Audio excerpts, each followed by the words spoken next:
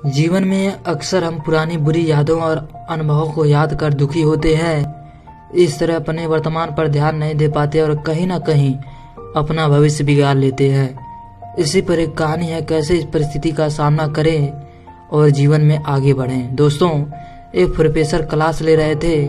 Class में सभी छात्र बड़ी ही रुचि के साथ लेक्चर सुन रहे थे। उनके पूछे गए सवालों का जवाब दे रहे थे, लेकिन उन छात्रों के बीच कक्षा में एक छात्र ऐसा भी था जो चुपचाप और गुमसुम बैठा हुआ था। प्रोफेसर पहले ही दिन उस छात्र को नोटिस कर लिए। 4-5 दिन ऐसे ही चला तो उन्होंने उस छात्र को क्लास के बाद अपने कैबिन में बुलवाया और पूछा, तुम हर समय उदास रहते हो, क्लास में अकेले चुपचाप बैठे रहते हो, लेक्चर पर ध्यान नहीं देते हो, कुछ परेशानी है क्या? छात्र कुछ हिचकिचाते हुए बोला, मेरे अतीत में कुछ ऐसा हुआ जिसकी वजह से मैं परेशान रहता हूँ, समझ में नहीं आता मैं क्या करूं। प्रोफेसर भले ही व्यक्ति थे, उन्होंने उस छात्र को शाम में अपने घर पर बुलवाया।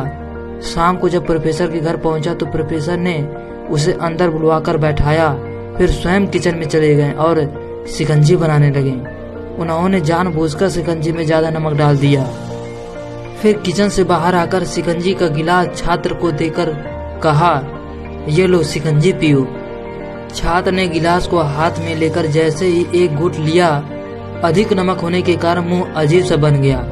यह देख प्रोफेसर पूछे, क्या हुआ, शिकंजी पसंद नहीं आई? नहीं सर, ऐसी बात नहीं है, बस शिकंजी में नमक थोड़ा ज्यादा है। सर बोले, अरे अब तो यह बेकार हो गया, लाओ गिलास मुझे दो, मैं इसे फेंक देता हूँ। प्रोफेसर ने छात्र से गिलास लेने के लिए अपना हाथ बढ़ाया, लेकिन छात्र मना करते हुए कहा, नहीं सर, बस नमक ही तो ज्यादा है, थोड़ी चीनी और मिलाएंगे तो स्वाद ठीक हो जाएगा।